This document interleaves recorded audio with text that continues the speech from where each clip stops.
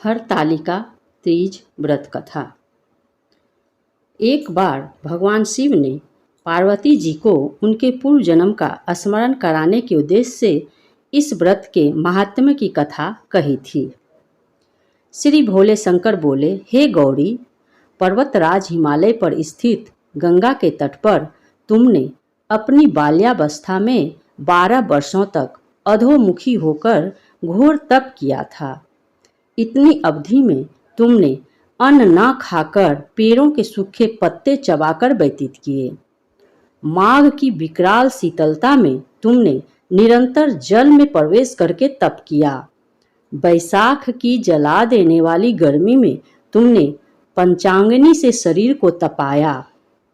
श्रावण की मूसलाधार वर्षा में खुले आसमान के नीचे बिना अन्न जल ग्रहण किए समय व्यतीत किया। तुम्हारे पिता तुम्हारी कष्ट साध्य तपस्या को देखकर बड़े दुखी होते थे। उन्हें बड़ा क्लेश होता था। तब एक दिन तुम्हारी तपस्या तथा पिता के क्लेश को देखकर नारद जी तुम्हारे घर पधारे। तुम्हारे पिता ने हृदय से अतिथि सत्कार करके उनके आने का कारण पूछा। नारद जी ने कहा, गिरिराज, मैं भगवान विष्णु के भेजने पर यहाँ उपस्थित हुआ हूँ। आपकी कन्या ने बड़ा कठोर तप किया है।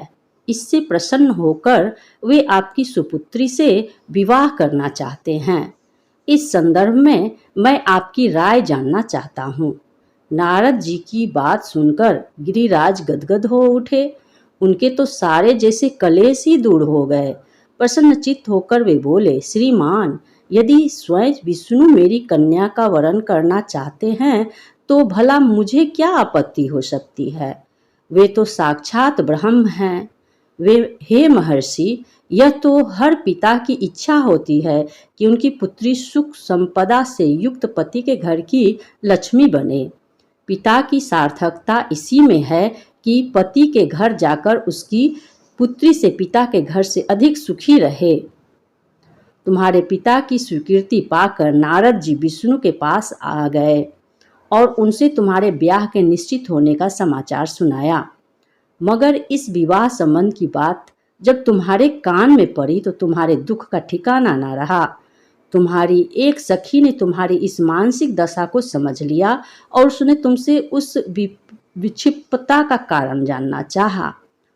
तब तुमने बताया, मैंने सच्चे हृदय से भगवान शिव शंकर का वरण किया है, किंतु मेरे पिता ने मेरा विवाह विष्णु जी से निश्चित कर दिया।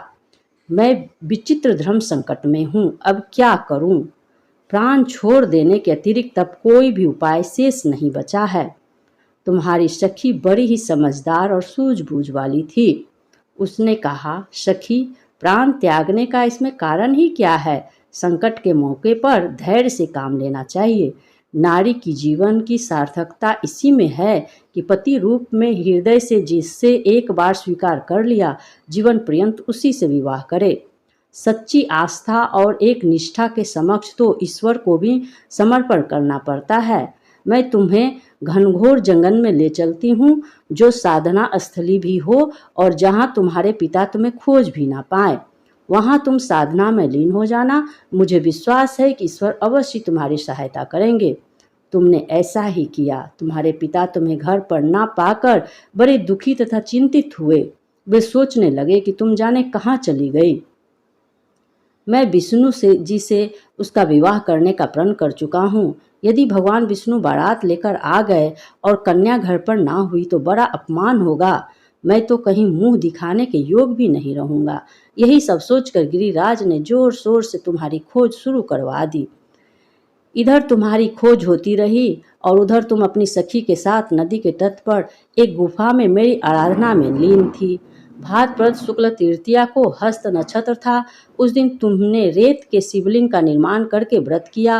रात भर मेरी स्तुति के गीत गाकर गाई बजाई।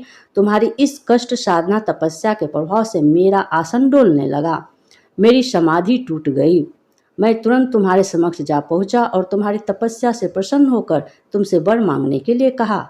तब अपनी तपस्या के फलस्वरूप मुझे अपने समक्ष पाकर तुमने कहा, मैं हृदय से आपको पति के रूप में वरण कर चुकी हूँ। यदि आप सचमुच मेरी तपस्या से प्रसन्न होकर आप यहाँ पधारे हैं तो मुझे अपनी अर्धांगिनी के रूप में स्वीकार कर लीजिए। तब मैं तथास्तु कहकर कैलाश पर्वत पर लौट आया। प्रातः होते ही तुमने पूजा की समस्त सामग्री को नदी में प्रवाहित करके अपनी सहेली सहित व्रत का पारण किया। उसी समय अपने मित्र बंधु व दरबारियों सहित गिरिराज तुम्हें खोजते खोजते वहां आ पहुंचे और तुम्हारी इस कष्ट साधना तपस्या का कारण तथा उद्देश्य पूछा। उस समय तुम्हारी दशा को देखकर गिरिराज अत्यधिक दुखी हुए और पीड़ा के कारण उनकी आंखों में आंसू उमड़ पड़ गए। तुमने उनके आंसू पोंछते हुए विनम्र स्वर में कहा, पिताजी, मैंने अपने जीवन का अधिकांश समय कठोर तपस्या में बिताया है और मेरी इस तपस्या का उद्देश्य केवल यही था कि मैं महादेव को पति के रूप में पाना चाहती थी। आज मैं अपनी तपस्या की कसौटी पर खरी उतर चुकी हूँ।